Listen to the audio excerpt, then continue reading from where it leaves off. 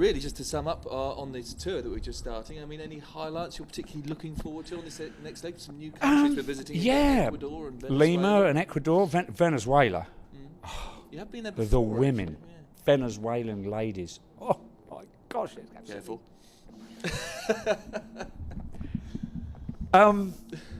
Darling, if you're watching this, you're just as beautiful as any of those girls in Venezuela. Anyway, looking forward to those shows because we haven't been there before. Yeah, of course.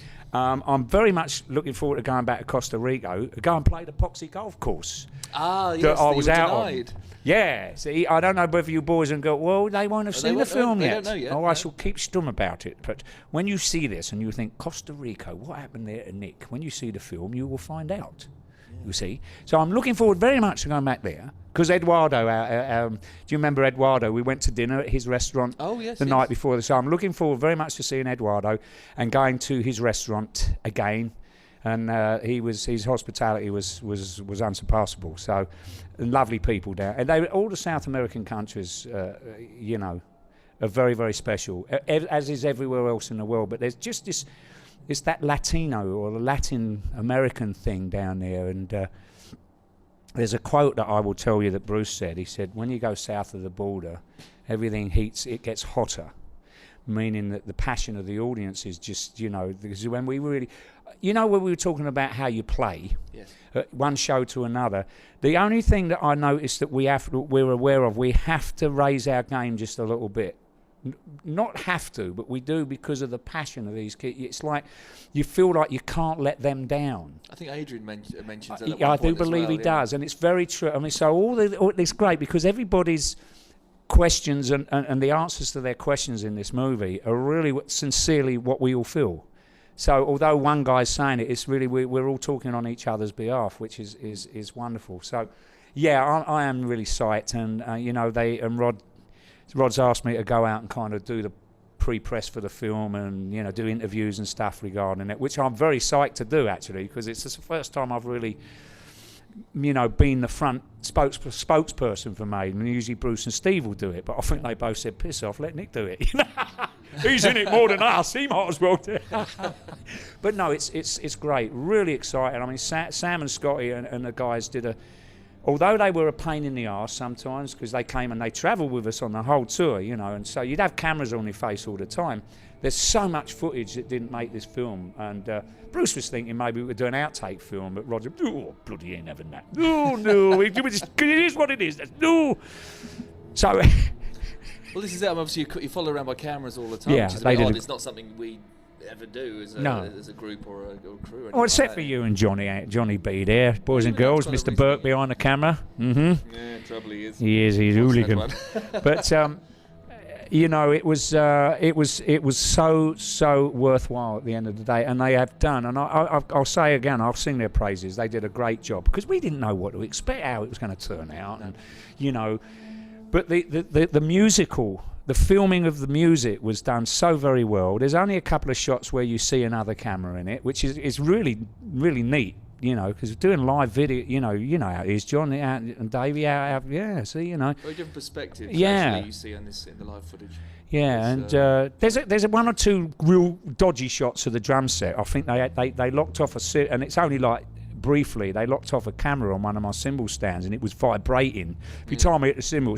So you had that kind of blurry effect, and it's quite neat because there's like there's two shots like that in this one part of the film, and it's like, oh, it's just a bit psychedelic, isn't it? Oh yeah. Is somebody sparked my drink with something? Oh no! It's like it's great. I'm so psyched. Well, there we go. Well, I think we should let you get on. I need to go back to your hotel. I'm going to go and have... What time is it now, dear boy? It's 6 o'clock.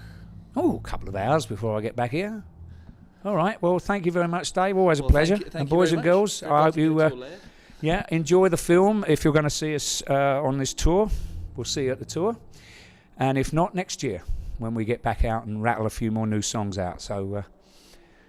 that's when we're going to be back on a nice big world tour. Maybe we might do something in between now and then, but I doubt it. Nah.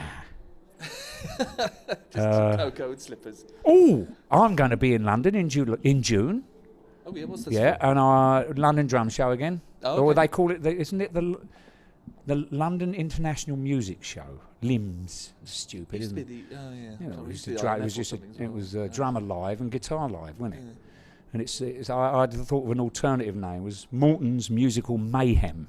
Because Clive Morton's the organiser, love him to death. But I'm going to be hosting again. Oh, okay. And then the guitar show, I'm playing with Phil Ilborn and Steve Vai. Steve who? Mr. Steve Vai. Stephen Vai, boys and girls. We'll teach him a thing or two, don't you worry. So that'll be fun. But nothing really on the Maiden front after this tour, of course, except for the movie and new album, and then we'll see how it goes. Looking at 210 for that. So probably start writing a bit before, and then we'll do a new record. And I don't think we'll be touring much before the Ryder Cup in 210. So that's the first week of October, I think. So a new tour will be swiftly after that, I would imagine. Better be, because I ain't going to be on the road when the Ryder Cup's on, am I? No. God bless you. Stay safe, be safe, love you loads. Bye. Well, there we go, Nicko and his inimitable self. And actually, I think we nearly ran out of film, didn't we, Johnny? With Nicko, yes. He just went on and about. Marvellous man as he is. I've actually been playing out with golf with him today, and it's been Nicko all day. I've had Nicko World today, but we don't take the cameras out on the golf course. He doesn't like that very much. So that's it. I mean, basically, Dubai, Bangalore and Belgrade all in a week. A hell of a long journey. We're all a bit fried. But tomorrow we head to Auckland, and we're really looking forward to it. Obviously, the band haven't been there for some 15 years or so, something like that, a long time now. And we also managed to catch up with the elusive Mr. and constantly retiring Dickie Bell, and he'll be appearing in the next episode along with a couple of other members of the band we're going to catch up with in Auckland. So here we go, on to Auckland, and I shall leave you to the natural pyrotechnics of the Rhyme the Ancient Mariner. There you go, as if on cue, from Bali. So we'll see you next week. Take care.